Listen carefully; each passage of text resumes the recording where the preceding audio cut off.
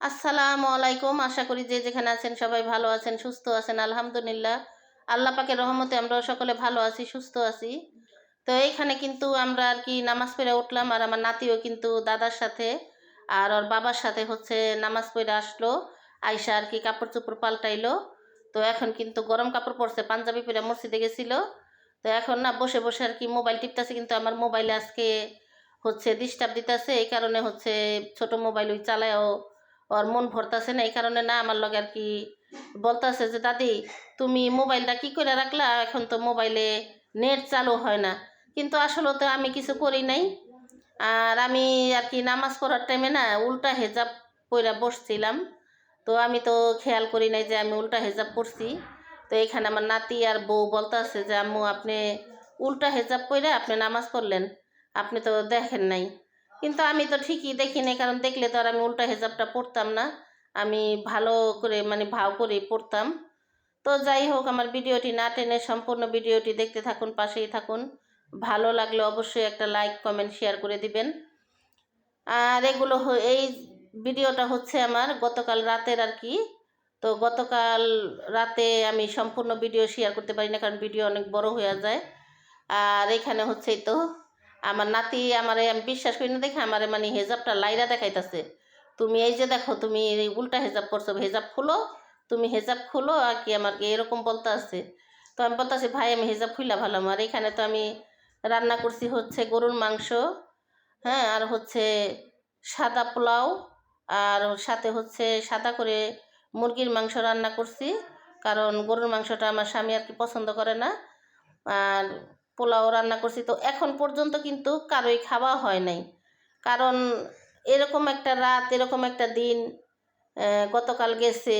সবার ভিতরে কিন্তু আনন্দ, কারণ আল্লাহ পাক ভাগ্যে আবার বছর যখন আসবে তখন আল্লাহ পাক ভাগ্যে এই বছর দেখব কি না তাও জানি না। তো যাই হোক, এখন কিন্তু বাজে রাত্রে হচ্ছে 1:30। তো আমার বোন আসলো, কারণ আমার আমার বোনের মেয়ের জামাই আর কি রুটি পাঠাইছে।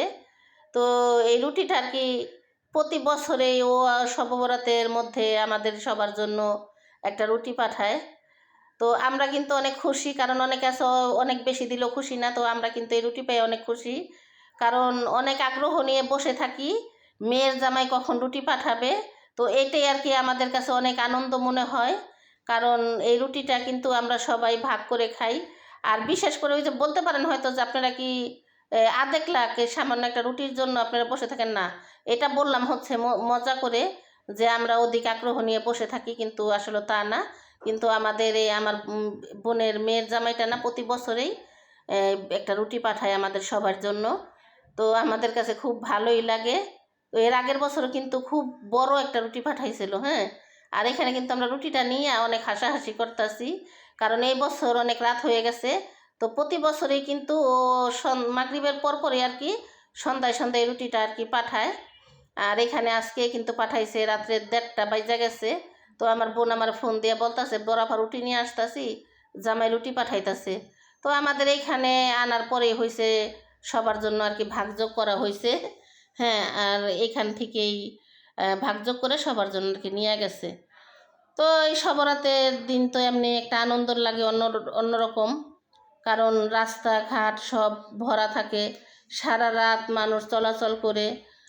তো শবে বরাত কার কেমন কাটলো কমেন্টে জানাবেন। আর আমরা এখন রুটিটা হচ্ছে কাটবো, কেকের মতো আর কি কাটবো, কাইটা ভাগ করব। আর জামাই রুটিটা পাঠাইছে, জামাইকেও অনেক অনেক ধন্যবাদ জামাই রুটিটা পাঠানোর জন্য, খালা শাশুড়ি মামি শাশুড়িদের জন্য, হ্যাঁ, শালা শালিদের জন্য, কারণ একা তো আর শাশুড়িরা খাবে না, শালা শালিও খাবে। তো এখন হচ্ছে আমরা রুটিটারে হচ্ছে জবাই করব। জবাই করে হচ্ছে সবাই ভাগযোগ করে নিব।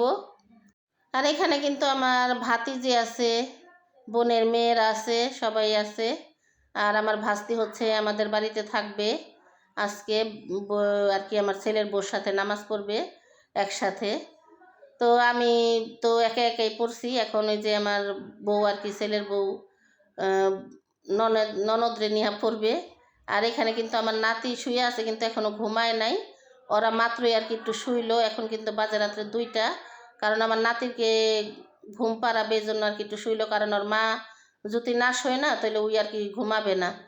আর এমনিতেই নাতিটার শরীরটা অনেক খারাপ, অনেক প্রচুর পরিমাণে ঠান্ডা, অনেক কাশি। তো আমি বললাম যে ওর একটু শোয়াই দাও, কারণ এই রুমে আমার লাইট ধরানো, ও ঘুম আসবে না। তো আমি বললাম কি যে ওই রুমে নিয়ে ওরে লাইটটা নিবাই দাও, তারপরে দেখো ওই ঘুমায় কিনা। তো এই জন্য আর কি ওই রুমে নিয়ে গেছে। তো আবার উঠবে বউ। আর এখান থেকে তো আমরা রুটি ভাগ্য করতেছি, ওরা এখন চলে যাচ্ছে। এই তো আমার ভাইয়ের বউ রুটি হাতে, আর আমার টুকু আমাকে আর কি দিয়ে গেছে।